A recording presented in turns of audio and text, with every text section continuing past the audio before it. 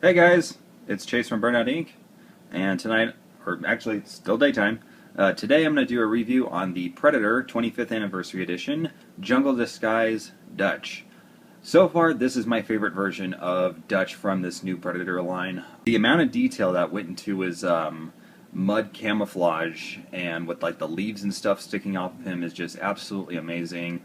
I love all the accessories that this figure has too. So let's stop gushing over him and get right into it. On the back, it's got the same description that's on all of the Predator boxes, basically just a synopsis of the movie, the other figures in this wave. I'm thinking about getting this one just because I think it looks pretty awesome, the translucent skin and stuff like that, because the Predator jumped in water and his cloaking device got all messed up, and I think that's really cool. Maybe I'll pick up this Dutch, maybe not. Who knows? So, yeah, and I like all the Predator writing too. It's really cool. Alright. As you can see, I picked this figure up at Hastings for $19.99. You can probably pick them up online too, or, you know, at some other stores like Toys R Us for about the same price. Pretty much as soon as you open it up and you take out the figure, you're going to notice this assortment of weapons here. Got quite a few good ones in here. We've got two of those spears that Dutch had with like grenades on them. And he's got this one with his knife attached to it. And he's got 3 sets of arrows. Here's Dutch out of his package. And man, this is an absolute perfect figure. I'm already going to call it, guys. This is a freaking 10 out of 10. It's amazing. Just messing around with the articulation and how they did certain design choices on this thing. It's awesome. So let's just delve right into this thing. So I turned on another light source just so you can see, because he's a pretty dark figure. I mean, he doesn't show up very well on camera sometimes.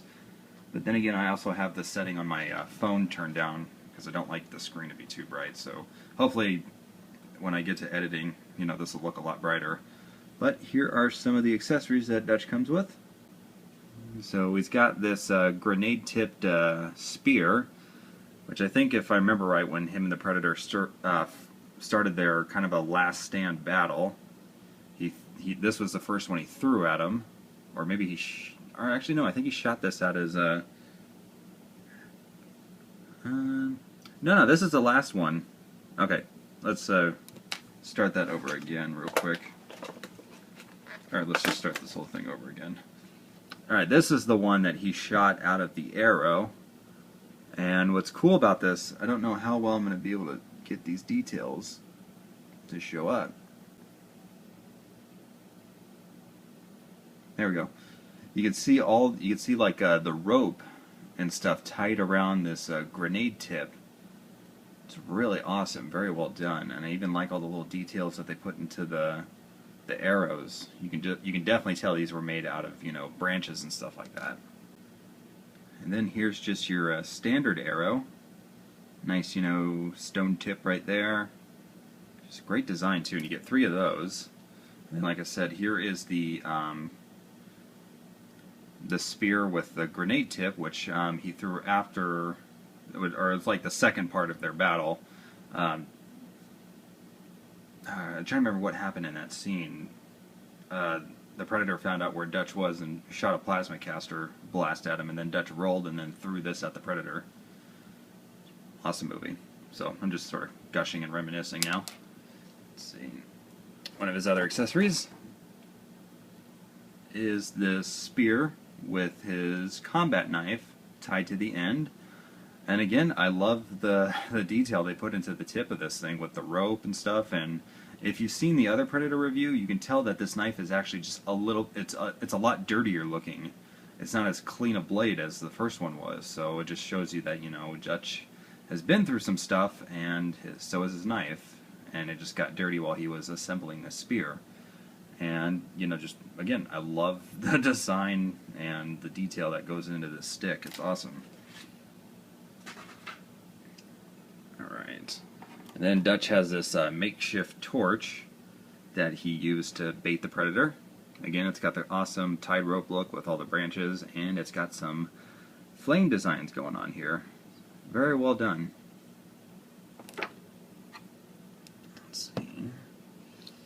And then, probably the coolest of all, Dutch has this awesome bow and arrow. Just took some sticks, tied them together, and they look awesome. And what's cool too is it's got this detachable little belt piece right there, so you can take some of your arrows. Or here, let me get all three of the arrows out of there. So yeah, here it is. You got all your arrows tied into the bow and arrow, and it looks really cool. And again, man, detail work with all the strings and the sticks tied together and stuff like that's really awesome. And this part right here is actually flexible, so you can stretch it out, about that much, and it does bend, and just takes its shape. There we are. So yeah, here is the man. Here's Dutch. It's just, like I said, it's a messy figure, but it's so beautiful. So he's got the mud camouflage and leaves just covering his entire body. He's got a little bit of blood coming out of his lip. He's got his army fatigues on, but they're really, really dirty and muddy and stuff. Same thing going on with his boots. So you can kind of tell that these are the same boots. They just got a bit of a mud wash to them. Makes them look good. This figure is just so authentic to that last battle with the Predator. It's absolutely awesome. Still got the watch on over here, but again, it's all muddy. And then he's got this little pouch right here, which has a match at the end, and then it's got some flares or some little explosives in here. Just tied to him with another thing of rope, and then look at all the leaves and stuff on his back. Those are awesome. Very cool. See, another thing too I wanted to point out before I get into articulation, I love the way they sculpted this right here, because you see on the other Dutch with his ab joints and stuff like that, they just kind of take the upper torso area with the muscles and build that that joint right in there. But in this one, it's kind of rigid and jagged looking because of the mud and the leaves going everywhere. So they were allowed to be a little bit of creativity in here when it came to this, and I just think that's really, really awesome. Another thing I wanted to point out is, Dutch's hip area. The front part and the back part of his pants, they're all a soft rubber, so it doesn't block articulation like how hard plastic would. That's really cool. It's a really great design choice, and I wish, hopefully Neca and some other lines will maybe start doing that, because it would allow for much more articulation in these figures that have, pants with a lot of detail on them. Alright, so let's get into articulation. Alright, so Dutch's head can look 360. Yeah, it's really stiff though. That's about as far up as he can look. It's about as far down as he can look. Could probably go 360, and it can. On the lower torso, or in the upper torso area, and in the lower torso, he has articulation as well. It's really stiff. Probably could go 360, but I'm just not going to force it right now.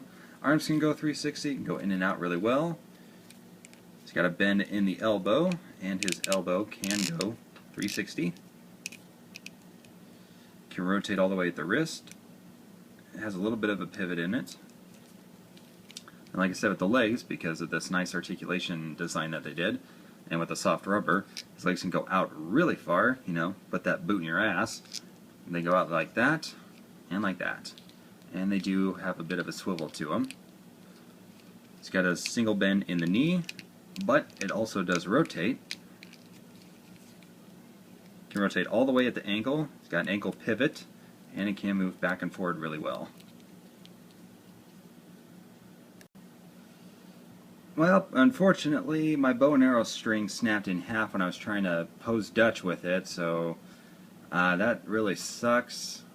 I'm guessing this is more or less just for a display type piece, but I was going to actually drive my score down a little bit because of it, but I see that more as my fault, because I could have chose not to do that and stuff like that. So yeah, I'm not going to ding that from my score, but just be really careful with this string, because you don't want to break it.